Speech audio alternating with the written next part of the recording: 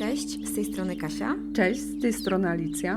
Znamy się od ponad 20 lat, ale czujemy, że spotkałyśmy się na nowo, Z naszych rozmów narodził się podcast Rozmowy z duszą. w którym rozmawia dusza z duszą. O duszy dla duszy. Opowiadamy o naszej drodze do poznania siebie, zrzucając iluzje nagromadzone przez większość naszego życia. Jeśli szukasz szczerości i autentyczności, to czekałyśmy właśnie na Ciebie.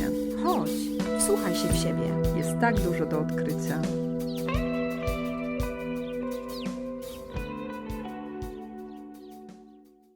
Cześć piękna duszo. Hej, hej.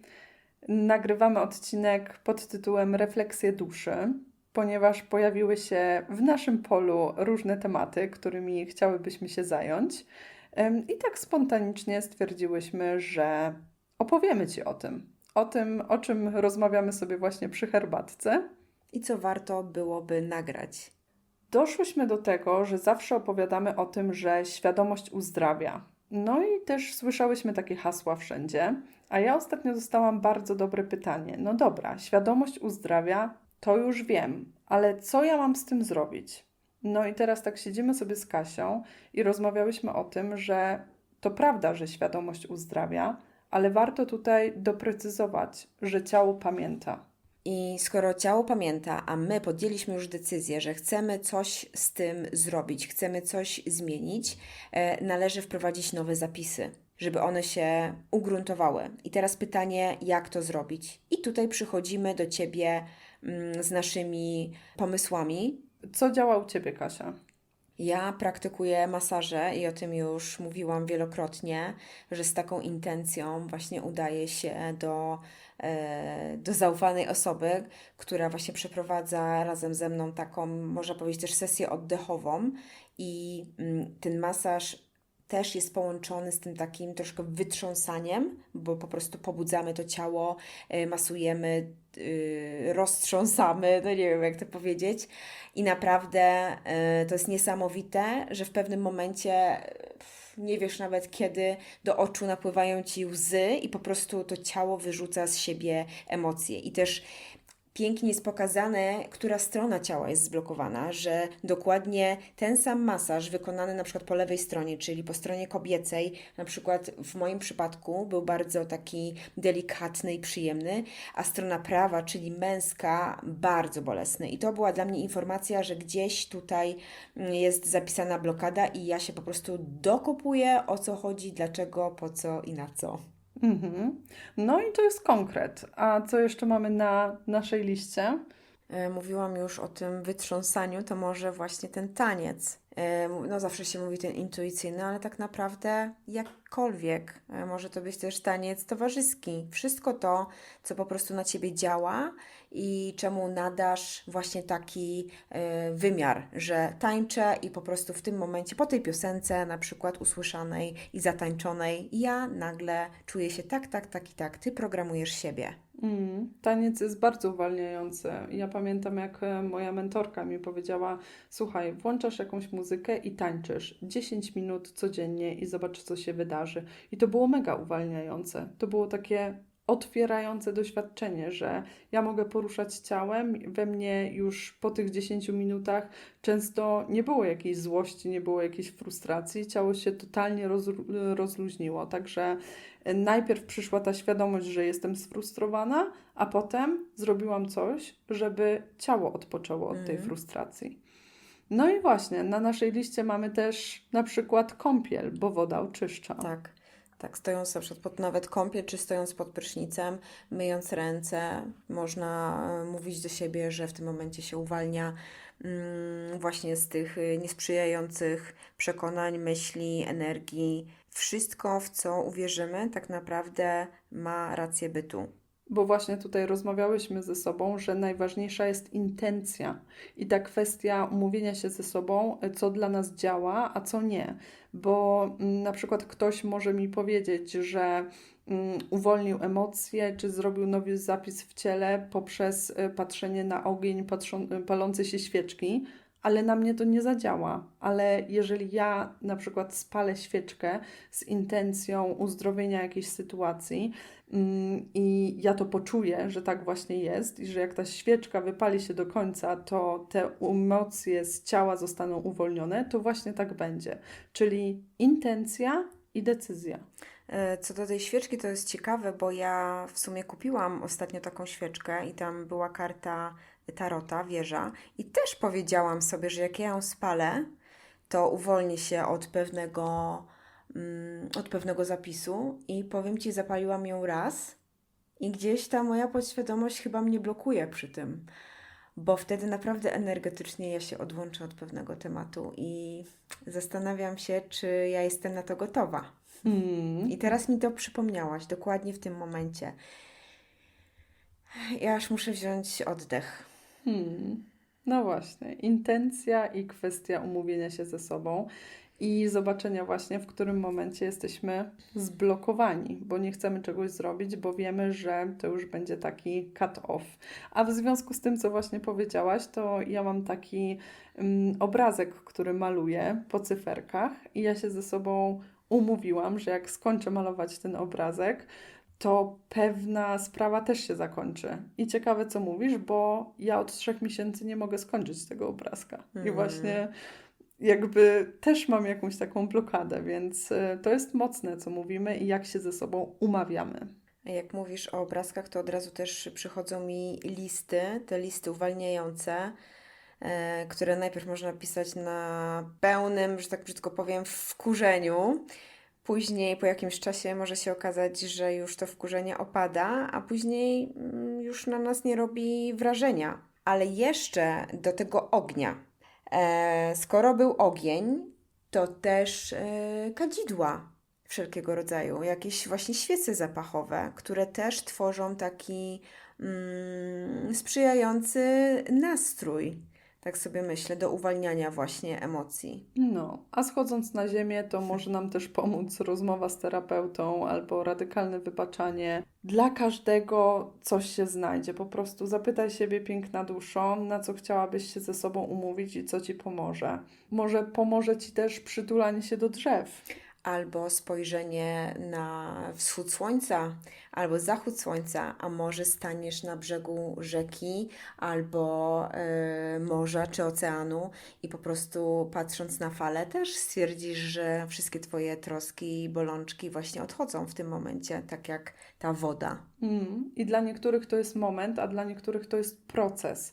I też rozmawiałyśmy tutaj, Kasia, o tym, że ważny jest czas i żeby dać sobie czas, bo dla każdej osoby będzie ten czas oznaczał coś innego. Tak jak mówiłam, ktoś spali świeczkę i w 5 minut uwolni jakieś emocje, a może jesteś osobą, która będzie potrzebowała jakiegoś procesu albo rytuału, że umówisz się ze sobą, że na przykład przez kolejne 20 dni pójdziesz na godzinny spacer i będziesz za każdym razem medytować podczas tego spaceru i uwalniać emocje związane z daną sytuacją. Wszystko zależy od Ciebie i zobacz, czego Twoja dusza potrzebuje i czego Twoje ciało się domaga.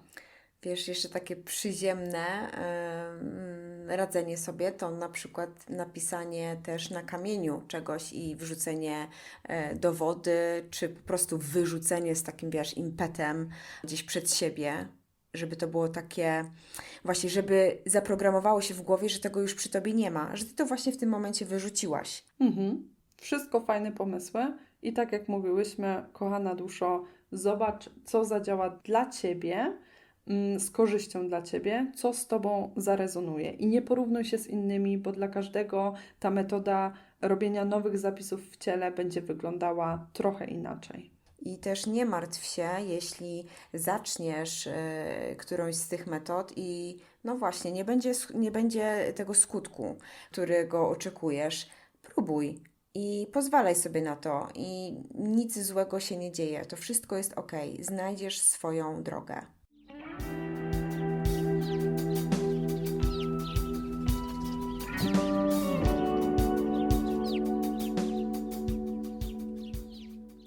Kolejna refleksja dotyczy relacji wszelkiego rodzaju, czyli przyjaźni, związków, To może ja zacznę od przyjaźni, bo miałam takie powiedzenie, w które wierzyłam kiedyś, a brzmiało ono: kto przestaje być przyjacielem, nigdy nim nie był. I doszłam teraz do wniosku, że potrzebuję uszanować swoją przeszłość, bo jest ona częścią planu mojej duszy. I szanuję przyjaźnie, które się zakończyły. I już nie mówię, jakby nie dewaluuję tych przyjaźni.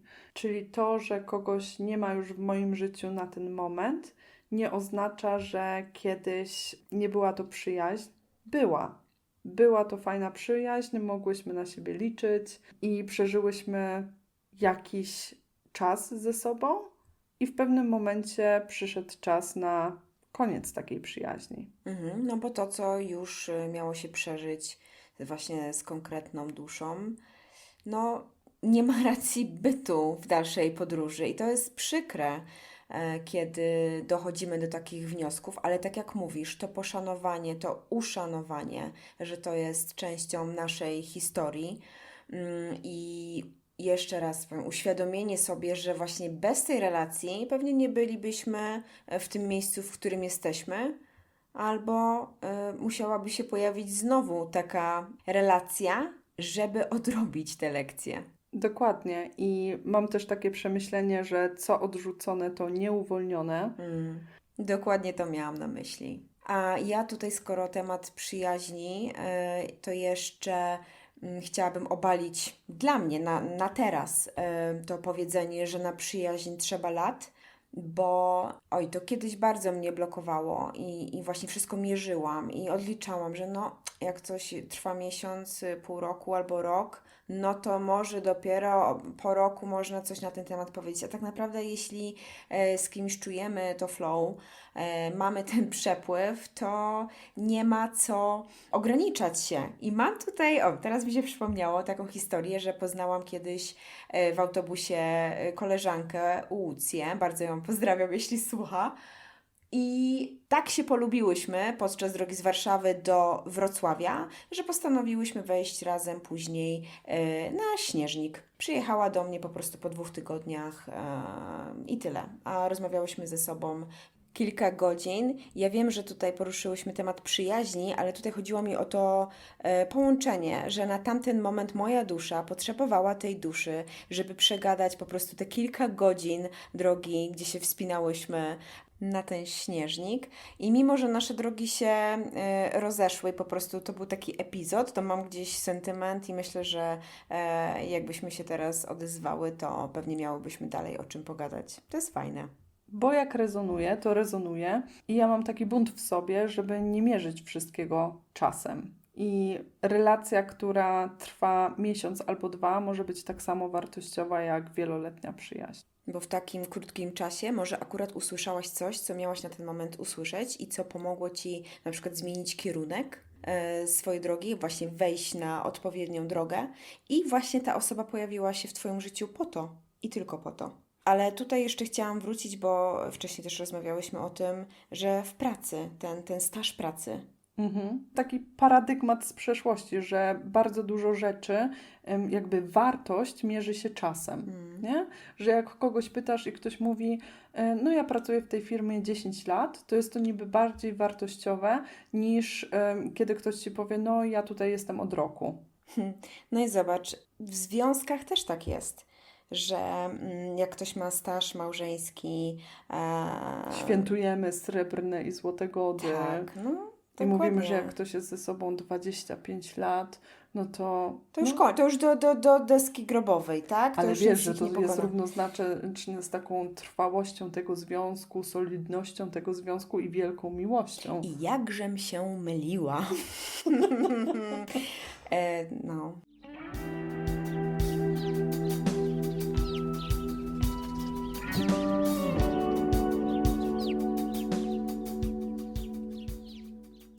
No już ze swojego doświadczenia mam po prostu inne podejście do tego, ale to wszystko, o czym powiedziałyśmy, uczy mnie takiej pokory, żeby poszanować dokładnie to, co przeżywam, żeby sobie dać zgodę na to właśnie przeżywanie, żeby nie uciekać od siebie, bo jak dobrze, Alicja, pamiętasz, kilka miesięcy temu powiedziałam Ci, że u mnie jest wszystko zajebiście i ja przeskoczyłam już kilka etapów, bo już jestem tak hop do przodu, że po co mi jakieś w ogóle żałoby po na przykład związku, po zakończeniu związku, po zakończeniu małżeństwa. No, nie tędy droga.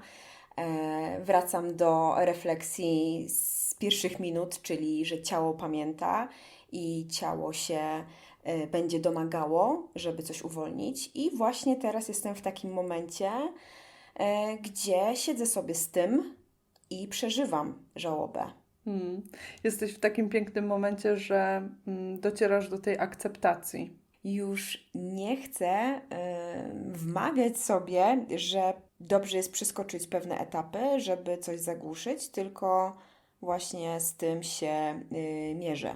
No i pięknie, bo dochodzimy do tego, że wcześniej powiedziałyśmy, co odrzucone, to nieuwolnione, a teraz możemy powiedzieć, co zaakceptowane, to uwolnione. Pięknie.